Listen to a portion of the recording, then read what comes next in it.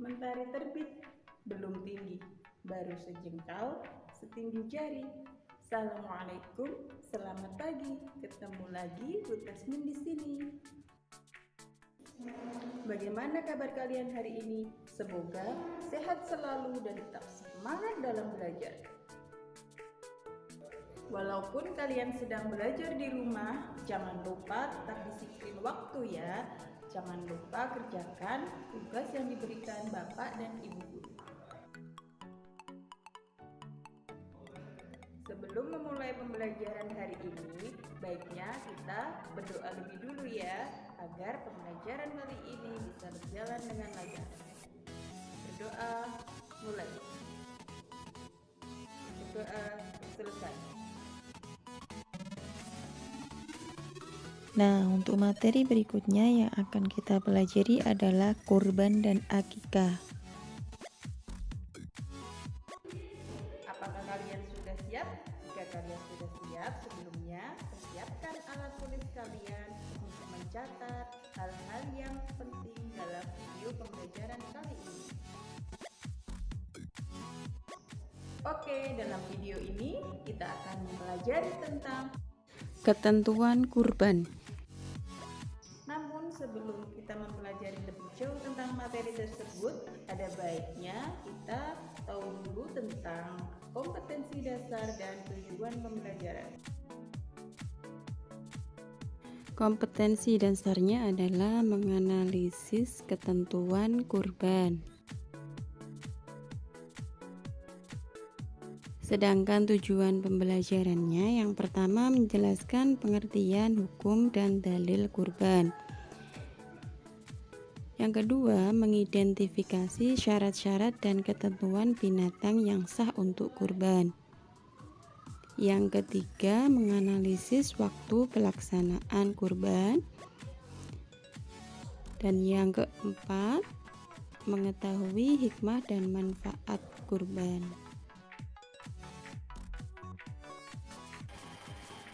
Oke, kita mulai pembelajarannya ya.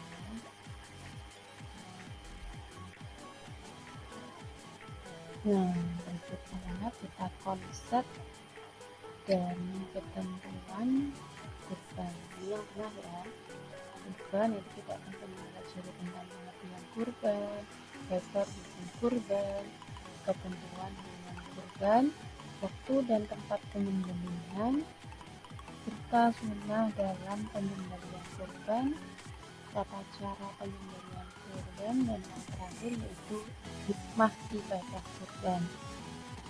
Oke, untuk yang pertama, sebelum kita tahu tentang ketentuan kurban, kita harus tahu dulu sejarah tentang perintah kurban ya.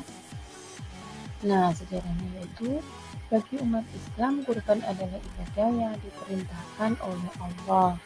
Bahkan sejak Nabi Adam alaihissalam sudah ada syariat kurban.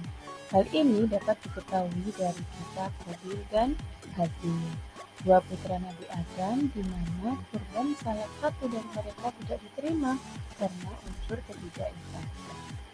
Demikian juga dengan peristiwa Nabi Ibrahim alaihissalam dan putranya yang bernama Nabi Ismail alaihissalam.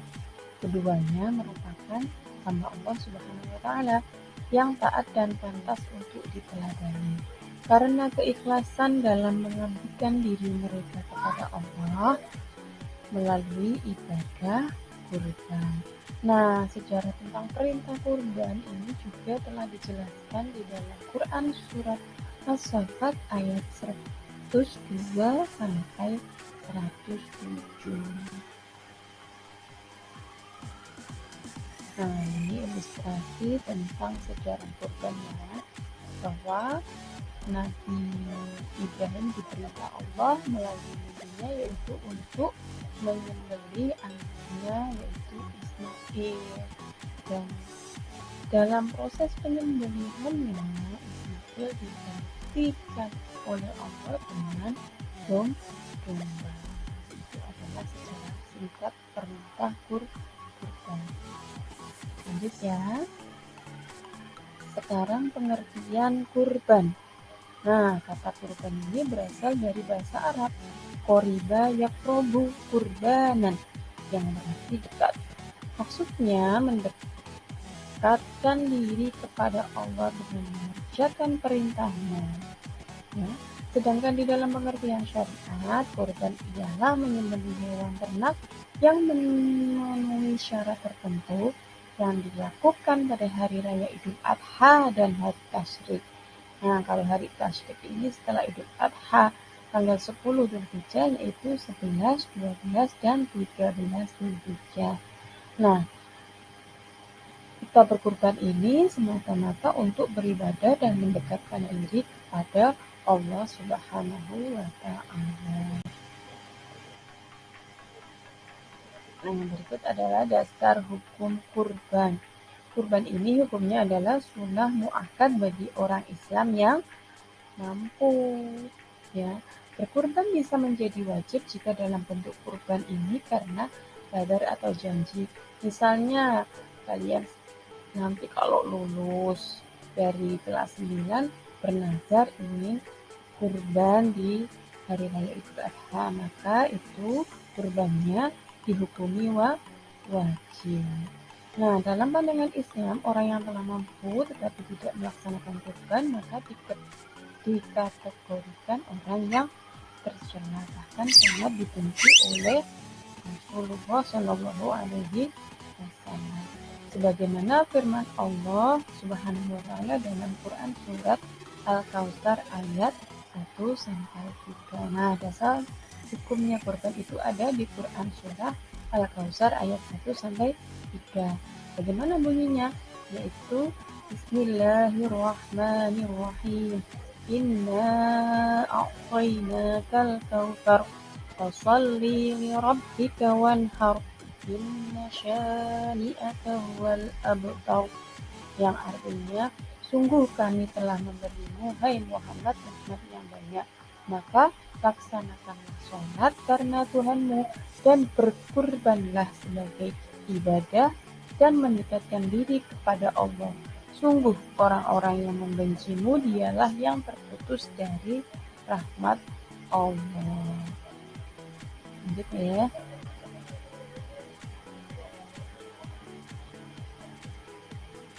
Nah, berikut ini adalah ketentuan hewan kurban. Jenis hewan yang boleh digunakan untuk berkurban adalah dari golongan bahimatul an'am. Nah, apa itu bahimatul an'am? Yaitu hewan yang diternakan untuk diperah susunya dan dikonsumsi dagingnya. Jenis hewan itu apa aja? Nah, ini yang pertama contohnya yaitu unta. Unta yang digunakan untuk kurban ini berumur 5 tahun lebih. Nah, unta ini bisa digunakan untuk kurban 7 orang. Yang kedua yaitu sapi. Yang ketiga kerbau. Sapi dan kerbau ini sama ya ketentuannya, yaitu berumur 2 tahun lebih. Dan sapi dan kerbau ini juga digunakan untuk kurban 7 orang. Yang keempat, domba. Domba ini di sini kambing ya. Ini domba ini jenis kambing tapi yang bulunya itu putih. Ya, kalau atau bisa dibilang juga kibas, kambing kibas ya. Nah, domba ini berumur 1 tahun atau telah ganti giginya atau disebut juga dengan poal. Nah, domba digunakan korban untuk 1 orang saja. Yang kelima adalah kambing. Kambing ini kalau untuk kambing umurnya 2 tahun lebih dan untuk korban 1 orang juga. Setelah kita tahu ketentuan hewan kurban, kita harus tahu juga syarat hewan kurban. Nah, dalam hadis riwayat Tirmidzi dan Abu Dawud ini adalah arba'un la tajuzu fil adhahihi faqala al-awra'u bayyinun awaruha wal maridatu bayyinun maraduha wal arja'u bayyinun dhalquha wal kasirul ladzi la tanqa. Nah, 4 macam hewan yang tidak sah dijadikan hewan kurban. Yang pertama, yang matanya jelas-jelas buta. Yang kedua, yang fisiknya jelas-jelas dalam keadaan sakit. Yang ketiga, yang kakinya jelas-jelas pincang. Ya.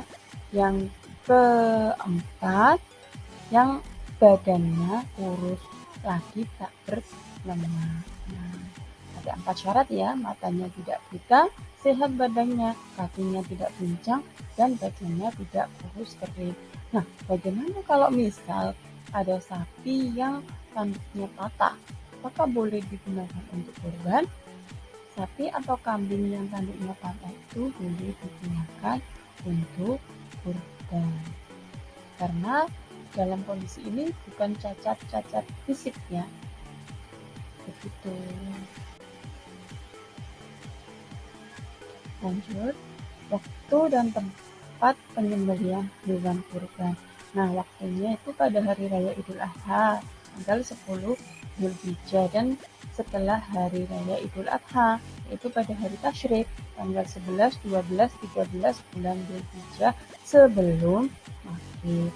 Yang ketiga, tempat untuk penyembelihan hewan kurban sebaiknya dekat dengan tempat pelaksanaan sholat Idul Adha. Nah, ini selanjutnya sunnah dalam menyembelih hewan kurban. Yang pertama, hewan kurban hendaknya disembelih sendiri jika orang yang berkurban itu laki-laki dan mampu menyembelih. Apabila pemilik kurban tidak bisa menyembelih sendiri, sebaiknya diserahkan pada orang alim dan ahli dalam melakukan penyembelihan. Kemudian, orang yang berkurban dilanjutkan ikut datang menyaksikan penyembelihannya. Nah, sunnah yang kedua, ini disyariatkan bagi orang yang berkurban bila telah masuk bulan Dzulhijjah untuk tidak memotong rambut dan kukunya hingga hewan kurbannya disembelih. Yang ketiga, sunnahnya daging kurban sebaiknya dibagikan kepada fakir miskin dalam kondisi mentah dengan ketentuan sebagai berikut. Nah, ketentuannya sepertiga untuk yang berkurban dan keluarganya, sepertiga untuk fakir miskin, dan sepertiga lagi untuk tetangga sekitar. Lanjut. Nah, berikut adalah tata cara penyembelihan hewan kurban. Nah, kita harus tahu ya tata caranya. Kalau yang kemarin ikut menyaksikan pasti juga sudah tahu, tapi kita juga harus tahu teorinya. Berikut adalah tata cara penyembelihan hewan kurban. Yang pertama, hewan yang akan dikurbankan dibaringkan ke sebelah kiri lututnya dengan posisi mukanya menghadap kiblat, diiringi dengan membaca doa tentunya. Yang kedua, penyembelih yang menyembelih ya ini meletakkan kakinya yang sebelah di atas leher hewan. Ini untuk apa? Agar hewan itu tidak menggerak-gerakkan kepalanya atau meronta. Yang ketiga, penyembelih melakukan penyembelihan sambil membaca Bismillahi Allahu Akbar. Yang keempat, penyembelih membaca doa kabul. Doa kabul itu apa? Doa supaya kurban diterima Allah. Lanjut. Nah, berikut adalah rukun penyembelihan kurban. Rukunnya ada 4. Dalam penyembelihan terdapat 4 rukun penyembelihan, yaitu yang pertama adzabih. Adzabih yaitu orang yang menyembelih atau penyembelih. Yang kedua adzabih yaitu hewan yang disembelih. Yang ketiga al-alat. Alat yang digunakan untuk menyembelih, apa itu? Pisau yang tajam ya. Yang keempat azab atau penyembelihan. Ini adalah yang keempat proses penyembelihannya tersebut. Rukun-rukun penyembelihan kurban. Nah, yang terakhir adalah hikmah dan manfaat kurban. Apa sih hikmah dan manfaat kurban tersebut? Yaitu agar kita yang pertama bersyukur kepada Allah atas segala limpahan nikmat dan karunia-Nya. Yang kedua, menghidupkan syariat Nabi Ibrahim yang patuh dan tegar terhadap perintah Allah. Yang ketiga, mengikis sifat tamak dan menunjukkan sifat murah hati mau membelanjakan hartanya di jalan Allah. Yang keempat, menjalin hubungan kasih sayang antar sesama manusia, terutama antara yang kaya dan yang miskin. Yang kelima, sebagai mediator untuk persahabatan dan wujud kesetiakawanan sosial. Yang terakhir, ikut meningkatkan visi masyarakat. Nah, itu adalah penjelasan tentang ketentuan kurban.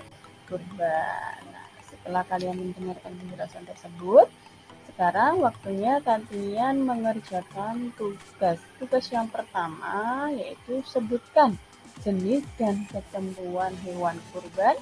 Yang kedua, sapi yang kata tanduknya apakah boleh digunakan untuk berkurban?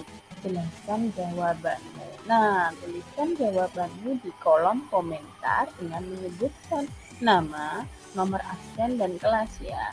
Oke, selamat mengerjakan. Sekian. Wassalamualaikum warahmatullahi wabarakatuh.